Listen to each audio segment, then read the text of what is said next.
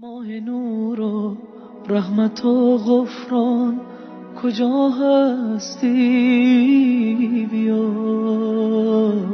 ماه شوق. به نام عزت پاک با عرض سلام و ادب و احترام. السلام علیکم و رحمت الله و برکاته.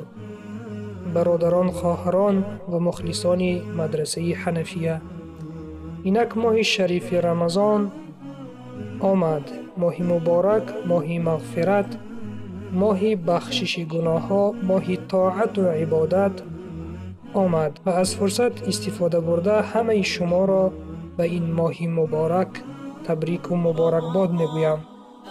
مرحبا ای ماه نو، ماه خدا. خداوند این ماه شریف را برای جمیع مؤمنان و عبادتگران و روزداران مبارک گرداند.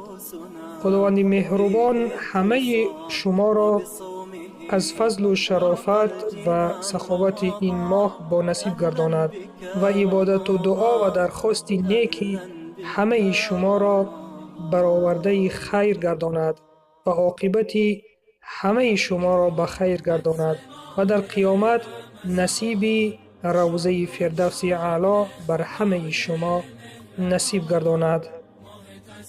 پروردگارا، آرامش و آسایشتگی دولت و ملت ما تاجیکان را در امانت نگه داری و غریبان این کشور را نصیب خاک وطن و دیدار والدین گردانی و جمیع مریضان و بیماران را شفای کامل و سلامتی بر دوام نصیب گردانی.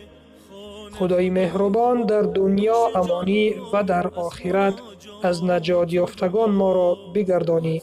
هر آینه زندگی ما خاص برای بندگی و طاعت و عبادت توست و برای رضای تو و دیدار توست. پس دیدار خود را در روز قیامت بر ما نصیب بگردان. رضایتمندیت را نصیب جمیع مسلمان و مسلمه ها بگردان. آمین یا رب العالمین. بله برادر و خواهر عزیزم، این ماهی است که ما باید یکدیگر را تبریک و تهنیت گوییم و یکدیگر را به کارهای خیر دعوت بکنیم. در این ماه چقدر که میتوانید کارهای خیر را بسیار انجام بدهید. پیامبر اکرم صلی الله علیه و سلم همه آن عملهایی که پیش از رمضان میکرد و در رمضان آنها را یک چند مراتبه افزون میداد. یعنی آن عملهایی که نفلی که میخواند، نمازهای نفل و دیگر کارهای خیر را در ماه شریف رمضان اکثر و بیشتر انجام میداد و این سنت را ما هم عملی کنیم. پس اگر شما پیش از رمضان قرآن میخواندید، یک صحیفه دو صحیفه در رمضان آن را بسیارتر بخوانید و اگر شما پیش از رمضان صدقه میدادید، در رمضان آن را بسیارتر انجام بدهید و اگر شما پیش از رمضان برای خوب، برای نیک دعوت میکردید، در این ماه اکثر و بیشتر انسانها را دعوت بکنید.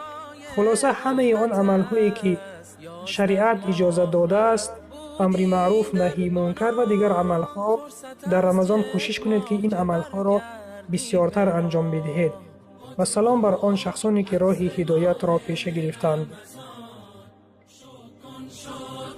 خدای مهربان، ماه تسکین دل است، ماه سیاه، گر ز دل باشد تراویح و قیام.